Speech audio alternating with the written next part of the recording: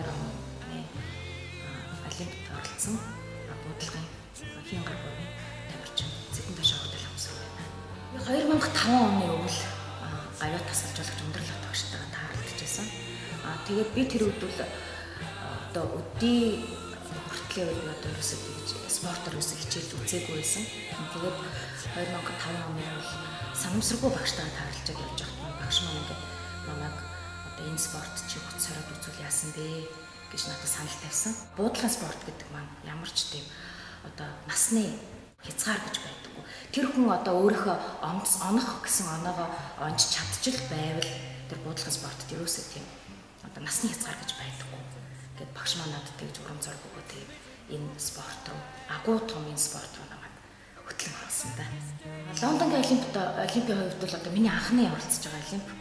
Би 2008 оны Олимпиад хамгийн сүүлийн Австралиас одоо эрх авах тэмцээнээс 2 хоног бас уйлал тэгээд орч чадаагүй ингээд үнэчжсэн. Тэгээд би 2012 оны Олимпиад тест заавал орондоо өөртөө өмнө зорилго тавиад тэгээд би сая ортогоор орсон. Би яг одоо тэнд оролцсон одоо бүхэл тамирчдыг тий одоо биширч үнэхээр одоо шүтсэн.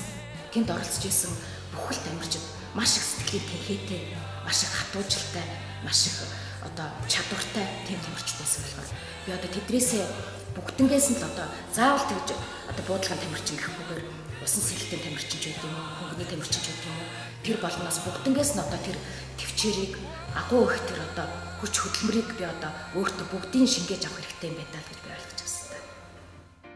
Нэхмлийн мэрэгчлээ, нэхмэлчин мэрэгчлээ. Тэгээд энэ мэрэгчлэрээ ажиллаж агаад 1989 онд үйлдвэрлэлийн осолд орсон. Би осолд орсноос хойш 1 жил бүрэгт гэртээ байж агаад тэгээд буцаад ажилдаа иргэд орсон л доо. Гэхдээ намайг бол дарга нэрийн бичгээр авч ажиллуулж байсан. Тэрнээс хойш би тасралтгүй одоо 2006 7 он хүртэл тэр компанид ажиллаж байсан. Үүний зүгээс бол хөгжлийн бэрхшээлтэй иргэд гэдэг маань эрүүл хүмүүстэй л адилхан бодол сэтгэдэг, ажил хөдөлмөр хийж чадна. Тэр хүмүүсд одоо ажил хөдөлмөрлөлтөө одоо өмнөж байж чадна.